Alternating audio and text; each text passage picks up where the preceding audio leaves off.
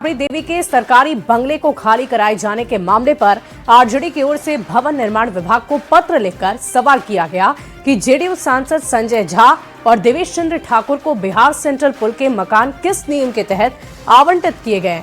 RJD के आरोप पर जेडीयू और बीजेपी ने पलटवार किया है।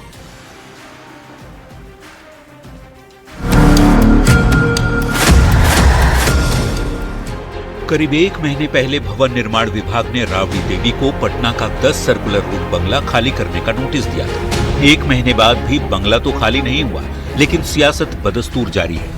जेडीयू की ओर से बार बार उठाए जा रहे सवाल पर आरजेडी ने पलटवार किया है। आरजेडी की ओर से भवन निर्माण विभाग को पत्र लिखकर सवाल पूछा गया है कि जेडीयू सांसद संजय झा और देवेश चंद्र ठाकुर को बिहार सेंट्रल पूल के मकान किस नियम के तहत आवंटित किए गए हैं, जबकि ये आमतौर पर मंत्रियों या सभापति को दिए जाते हैं। क्यों उसमें रह रहे? क्या उसमें कोई तहखाना है, कुछ छिपा हुआ है क्या? तो जीतनराम मांझी जी जब आवास में रह रहा है, वो केंद्रीय मंत्री है, उनको दिल्ली में मिला हुआ है। पूर्व मुख्यमंत्री राबड़ी देवी के सरकारी बंगले को खाली कराए जाने के नोटिस पर जिस ढंग से आरजेडी ने पत्र लिखकर सवाल खड़ा किया, उस पर सियासत बेहद तेज हो गई। राबड़ी देवी के सरकारी बंगले को लेकर राजद का हंगामा पूरी तरह से राजनीतिक ड्रामा है। कानून और नियम सभी पर समान रूप से लागू है। जेडीयू और बीजेपी नेताओं ने इसे आरजेडी का खिसियानी बिल्ली खंबा नोचे वाला रिएक्शन बताया है। बात है कि राष्ट्रीय जनता दल के लोग समझते हैं कि जिस आवास में वो रहते हैं भले ही सरकारी हो, लेकिन उनका बपौती हो चुका है। बता दें, करीब 20 साल से लालू परिवार का सरकारी पता रहा है पटना का 10 सर्कुलर रोड। नई सरकार बनने के बाद 25 नवंबर 2025 को भवन निर्माण विभाग ने 10 सर्कुलर रोड खाली करने का नोटिस दिया था और विधान परिषद में नेता प्रतिपक्ष की हैसियत से 39 हार्डिंग रोड अलॉट किया गया था। तभी से इस मुद्दे पर सियासत जारी है। न्यूज़ 18 के लिए पटना से अमित कुमार के साथ ब्यूरो रिपोर्ट। और आखिरकार ये राबड़ी देवी का बंगला विवाद क्या है, इसे क्यों लेकर इससे चर्चा हो रही है, इसे आपको समझा देते हैं। तो चलिए अब खबर तो समझते हैं। देखिए, लालू परिवार पटना के 10 सर्कुलर रोड बंगले में रहता है। 25 नवंबर को 10 सर्कुलर रोड खाली करने का नोटिस दे दिया गया। राबड़ी देवी को 39 हार्डिंग रोड अलॉट किया गया और नोटिस मिलने के बाद सियासी बयानबाजी काफी तेज हो गई। कई आरजेडी नेताओं ने बंगला ना खाली करने की बात कही। सत्ता पक्ष के नेताओं ने कहा कि क्यों नहीं खाली करेंगे बंगला। ये सवाल पूछा गया कि आखिर किस हक से आप ये कह रहे हैं कि हम बंगला नहीं खाली करेंगे। बंगले पर विवाद को अब आप समझ लीजिए। देखिए, राबड़ी देवी को नोटिस पर आरजेडी ने भवन निर्माण विभाग को एक पत्र लिखा। उस पत्र में क्या था, ये भी आपको बता दें। आरजेडी ने पत्र के जरिए ये सवाल पूछा, जेडीयू के 2 सांसद मंत्री कैटेगरी वाले बंगले में आखिर कैसे रह रहे हैं। जीतनराम मांझी केंद्र में मंत्री हैं, बिहार में बंगला कैसे है उनका, ये भी एक सवाल विपक्ष की तरफ से किया गया। आरजेडी के आरोप पर बीजेपी जेडीयू का पलटवार। आरजेडी के लोग सरकारी बंगले को निजी संपत्ति समझते हैं। आरजेडी के लोग खिसियानी बिल्ली खंभा नोचे जैसी हरकतें कर रहे हैं। सरकारी बंगला पद के अनुसार ही अलॉट किया जाता है और ऐसे में अगर उन्हें बंगला खाली करने के लिए कहा गया है तो उन्हें करना होगा। बंगला विवाद पर फिर 2 बड़े सवाल कि राबड़ी देवी को बंगला खाली करने का नोटिस आखिर क्यों दिया गया इतने वर्षों के बाद, और कैसे अलॉट होता है ये सरकारी बंगला, इसको भी आपको समझा देते हैं। तो आइए पहले ये समझते हैं कि 10 सर्कुलर रोड खाली करने का नोटिस क्यों दिया गया। तो आपको बता दें कि पूर्व मुख्यमंत्री कोटी का बंगला है 10 सर्कुलर रोड। राबड़ी देवी अभी विधान परिषद में नेता प्रतिपक्ष हैं और नेता प्रतिपक्ष के नाते 39 हार्डिंग रोड आवंटित किया गया है। मंगलवार को भवन निर्माण विभाग ने मंत्रियों के साथ साथ बिहार विधान परिषद राबड़ी देवी के लिए भी नए आवास का आवंटन किया। भवन निर्माण विभाग की तरफ से औपचारिक पत्र जारी किए गए और इस पत्र में यह स्पष्ट लिखा गया, चूंकि राबड़ी देवी अब बिहार विधान परिषद में नेता प्रतिपक्ष के पद पर हैं, इसलिए उन्हें नेता प्रतिपक्ष के कोटे से हार्डिंग रोड का ये नया बंगला आवंटित किया जा रहा है। अब आप ये भी समझिए कि सरकारी आवास किस आधार पर आवंटित होते हैं। दरअसल 10 सर्कुलर रोड बंगला पूर्व मुख्यमंत्री कोटे का है। नियमों के अनुसार जब कोई नेता पूर्व मुख्यमंत्री के पद से हटकर किसी अन्य संवैधानिक पद जैसे कि नेता प्रतिपक्ष पर चला जाता है तो उसे उसी पद के अनुसार या नया आवास आवंटित कर दिया जाता है। पुराना बंगला उसे खाली करना होता है और इसी लिहाज से राबड़ी देवी को भी ये कहा जा रहा है कि आपको अपना बंगला खाली करना होगा। बढ़ते आगे, एक तरफ देश और दुनिया में नए साल के जश्न का उत्साह है, तो दूसरी तरफ मौलाना शहाबुद्दीन रजवी ने मुसलमानों को नए साल का जश्न मनाने से ही इनकार कर दिया और एक फतवा जारी कर दिया, जिस पर सियासत सुलग गई है। साधु संतों की आलोचना के साथ केंद्रीय मंत्री गिरिराज सिंह ने कहा कि पहले अपने अंदर की विकृति खत्म करें मौलाना। तब देना चाहता हूं कि नए साल पर जश्न मनाना शरीयत इस्लामिया की रोशनी में नाजायज है। क्या नए साल का जश्न इस्लाम विरोधी है? ये हम नहीं कह रहे, ये सवाल खड़ा हुआ है मौलाना शहाबुद्दीन रजवी के एक फतवे के बाद। मौलाना ने मुसलमानों को नए साल का जश्न मनाने से मना करने वाला फतवा जारी कर दिया है, जिसकी आलोचना और सियासत दोनों ही हो रही है। पहले आप सुनिए कि मौलाना शहाबुद्दीन रजवी ने क्या कहा। कहीं से खबर मिली कि कुछ नौजवान लड़के लड़कियां जश्न मना रहे हैं तो उलमाए किराम सख्ती से रोकेंगे। नए साल को लेकर जारी मौलाना शहाबुद्दीन रिजवी के फतवे पर उनकी जमकर आलोचना हो रही है। साधु संतों ने मौलाना और उनके फतवे का विरोध किया है। वहीं केंद्रीय मंत्री गिरिराज सिंह ने कहा है कि पहले अपने अंदर की विकृति खत्म करे मौलाना, जो लव जिहाद के लिए करते हो, हेट स्पीच देते हो। मैं देश के सभी मौलानाओं से अपील करता हूं, अपने अंदर की विकृतियां को खत्म करना चाहिए पहले। हालांकि मौलाना ने युवाओं को शोर शराबे और फिजूल खर्ची से बचने की सलाह देते हुए पश्चिमी परंपराओं की नकल करने से बचने की नसीहत दी है। लेकिन सवाल है कि क्या इस तरह से नए साल के जश्न को इस्लाम विरोधी बताना और उस पर फतवा जारी करना ठीक है? न्यूज़ 18 के लिए दिल्ली से अमितेश सिंह और पटना से रवि एस नारायण के साथ ब्यूरो रिपोर्ट। और अब इन सारे माजरे के बीच सवाल यही उठता है कि क्या नए साल का जश्न मनाना वाकई मुस्लिम धर्म के खिलाफ है और इसके लिए आखिर फतवा जारी करने की क्या जरूरत थी? तो आइए खबर को समझते हैं। ऑल इंडिया मुस्लिम जमात के राष्ट्रीय अध्यक्ष हैं मौलाना मुफ्ती शहाबुद्दीन रजवी बरेलवी। नए साल के जश्न पर मौलाना मुफ्ती शहाबुद्दीन रजवी बरेलवी ने फतवा जारी कर ये कहा है कि उन्होंने साफ शब्दों में नए साल का जश्न नाजायज बता दिया। इस्लामी कैलेंडर में नया साल मुहर्रम से शुरू होता है, इसकी चर्चा उन्होंने की है और इसी पर उन्होंने साफ साफ शब्दों में कहा कि शरीयत इस तरह के जश्न की इजाजत नहीं देता है। अगर कोई मनाएगा तो उलमाए किराम सख्ती से रोकेंगे, ये भी उन्होंने कहा है। और अब खबर में समझने वाली बात यह है कि आखिर फतवा क्या होता है, जिसकी चर्चा हम कर रहे हैं कि फतवा उन्होंने जारी कर दिया है। तो आपको बता दें कि फतवा वो राय है जो धार्मिक मुद्दे पर मांगा जाता है। जैसे कोई धार्मिक विद्वान या मुफ्ती देता है, उसे फतवा कहा जाता है। फतवा एक इस्लामी कानूनी राय जो किसी विशेष धार्मिक, सामाजिक या व्यक्तिगत मसले पर दी जाती है। और फतवे पर विवाद क्यों होता है, ये भी आप जान लीजिए। देखिए, चरमपंथी और रूढ़िवादी फतवा जारी होने पर, आधुनिक मुद्दों पर मतभेद होने पर कई बार विश्वसनीयता और प्रासंगिकता पर सवाल उठते हैं। अलग अलग व्याख्या से विरोधी फतवे जारी हो सकते हैं और इसी को लेकर सवाल खड़े किए जाते हैं। फतवों पर सुप्रीम कोर्ट ने भी अपनी बात कही है। क्या कहा है वो भी समझिए। फतवों की कोई कानूनी मान्यता नहीं है। कोई भी कानून फतवों को मान्यता नहीं देता है। अगर फतवा जारी कर दिया भी गया तो कानूनन वो सही या गलत नहीं हो सकता है। बुनियादी अधिकारों का हनन करने पर फतवे को सही नहीं माना जा सकता। शरीयत कोर्ट फतवा जारी कर सकते हैं, लेकिन उन्हें मानना कोई कानूनी बंदिश आपके लिए या हमारे लिए नहीं है और इसी बात की चर्चा की जा रही है। बढ़ते आगे, केंद्रीय गृह मंत्री अमित शाह के पश्चिम बंगाल दौरे ने बंगाल के राजनीतिक पारे को चढ़ा दिया है। बंगाल में घुसपैठ पर जारी सियासी वार पलटवार के बीच ममता बनर्जी ने अमित शाह को लेकर एक विवादित बयान दिया है। सांप्रदायिक तुष्टीकरण को इस राज्य सरकार ने अपनी नीति के रूप में स्वीकार कर दिया। अब मरहम लगाने का प्रयास हो रहा है। पश्चिम बंगाल में चुनाव से पहले बीजेपी ने अपनी कमर कस ली है और तैयारियां तेज कर दी है, जिसका शंखनाद केंद्रीय गृह मंत्री अमित शाह ने मंगलवार को कोलकाता से कर दिया। इधर अपनी सत्ता बचाने के लिए ममता बनर्जी ने भी मोर्चा संभाल लिया है। 3 दिन के दौरे पर पश्चिम बंगाल पहुंचे अमित शाह ने ममता बनर्जी सरकार पर निशाना साधा। इसके बाद ममता बनर्जी ने पलटवार किया। सांप्रदायिक तुष्टीकरण को इस राज्य सरकार ने अपनी नीति के रूप में स्वीकार कर लिया है। अब मरहम लगाने का प्रयास हो रहा है, मैं सुबह से देख रहा हूं, मगर अब मरहम लगाने से कुछ नहीं होता है।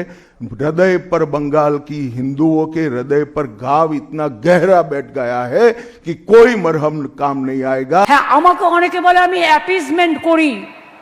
আমি অ্যাপিজমেন্ট করি না, আমি সেকুলার সঠিক তথ্যে, অর্থাৎ সর্বধর্ম সমন্বয়।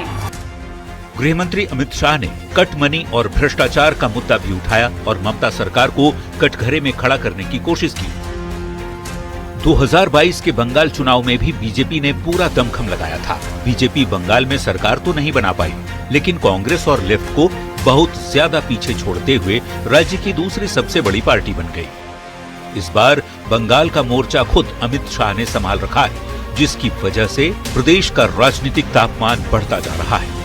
Bureau report, news 18। आइए अब आपको खबर समझाएंगे और बताएंगे कि आखिर अमित शाह और ममता बनर्जी के बीच ये वर्सेस वाली बात कहां से आई, क्यों हम इसकी चर्चा कर रहे हैं। तो देखिए, अमित शाह बीजेपी के चाणक्य माने जाते हैं। शाह की चुनावी रणनीति का लोहा पूरा देश मानता है। बिहार में एनडीए की जीत में भी शाह की बहुत अहम भूमिका है।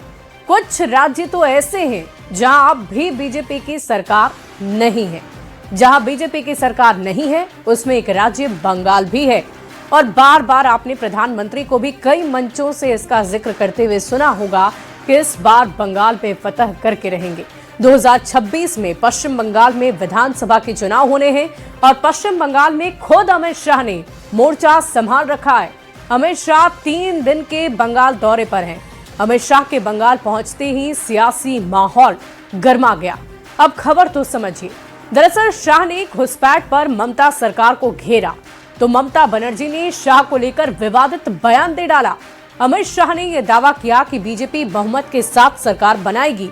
अब जिस ढंग से अमित शाह ने दावा किया है उसके बाद पश्चिम बंगाल में बीजेपी को ग्राफ को समझना भी आपके लिए जरूरी है। तो चलिए आपको बता दें कि 2019 के लोकसभा चुनाव में जबकि मोदी की प्रचंड लहर थी, तब बीजेपी को 41% वोट मिले और 18 सीटें हासिल हुई थी बंगाल से। 2024 में वोट प्रतिशत 39 रहा, जबकि सीट की संख्या 12 रही, घट गई। लेकिन विधानसभा चुनाव में रिजल्ट पूरी तरह से बदल गया। 2016 में बीजेपी को महज 10% वोट ही मिले थे, जबकि सीटें मिली थी वोट प्रतिशत से भी कम 3 सीट। लेकिन 2021 में वोट प्रतिशत बढ़कर 21 हो गया और बीजेपी के सीटों की संख्या भी बढ़कर 77 हो गई। अब खबर तो समझिए। 2016 में जिस पार्टी को 3 सीट मिली थी वो 2021 में 77 सीट पर पहुंच गई। 2021 में भी पश्चिम बंगाल की रणनीति शाह ही बना रहे थे। 2021 में बीजेपी भले ही सत्ता में नहीं आई, लेकिन राज्य की दूसरी बड़ी पार्टी बनकर उभरी। 2026 में बीजेपी को बंगाल जिताने के लिए अमित शाह ने मोर्चा संभाल लिया है और इसीलिए वो बंगाल दौरे पर गए थे, जहां घुसपैठी के मुद्दे पर उन्होंने अपनी बात रखी और इसी से भड़ककर ममता बनर्जी ने उनके खिलाफ विवादित बयान दिया, जिसको लेकर चर्चा हो रही है। बढ़ते आगे, रोहतास में रोपवे हादसे के बाद कई संगीन सवाल उठ रहे हैं। नीतीश सरकार का ड्रीम प्रोजेक्ट धराशायी होने के बाद जैसे कोई सपना टूट गया हो। रोपवे हादसे की जांच रिपोर्ट सामने आने के बाद सरकार ने बड़ा एक्शन लिया है।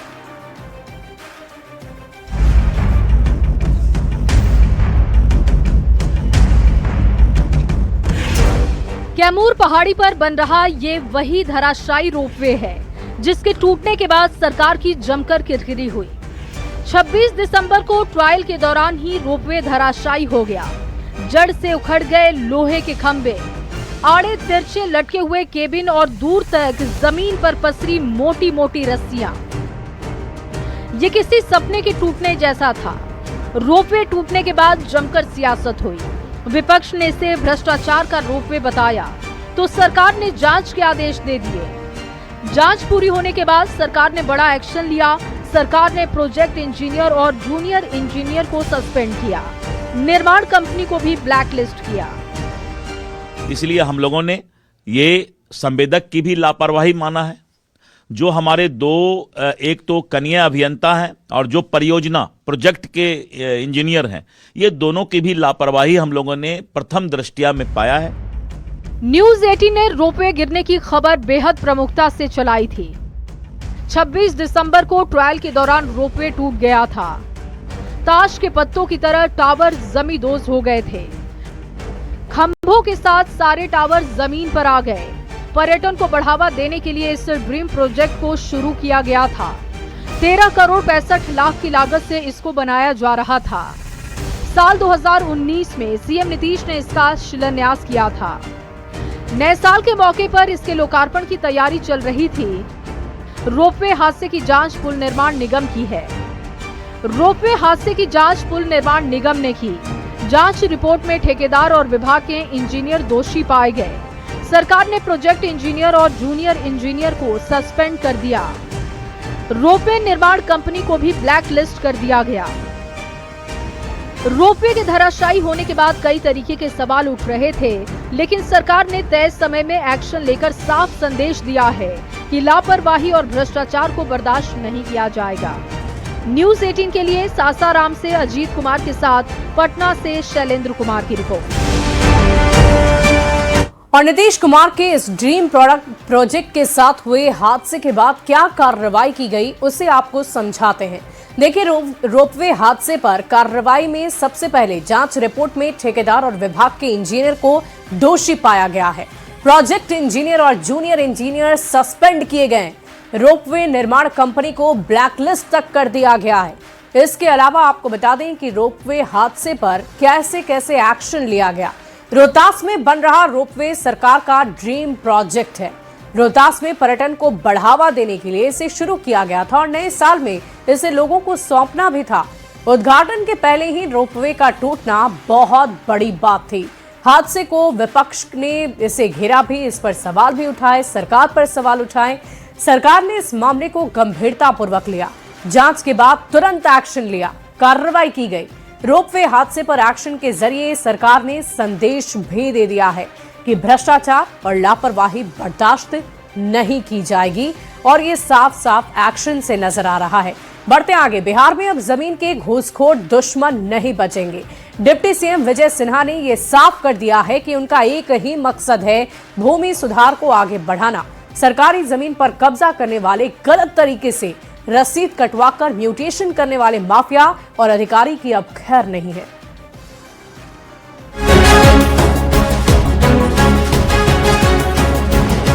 तरह के विवादित वातावरण जो भी बनाएंगे, सही विवाद रहित जमीन को भी विवादित करने वाले लोग नहीं बचे। बिहार में जमीन के घुसखोर अब नहीं बचेंगे।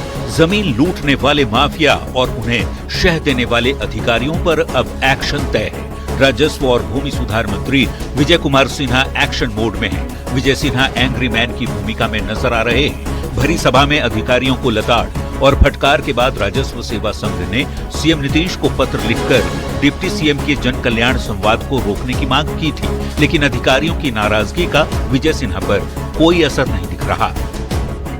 किसी के भावना को चोट पहुंचाने का सरकार की नीति नहीं होता है।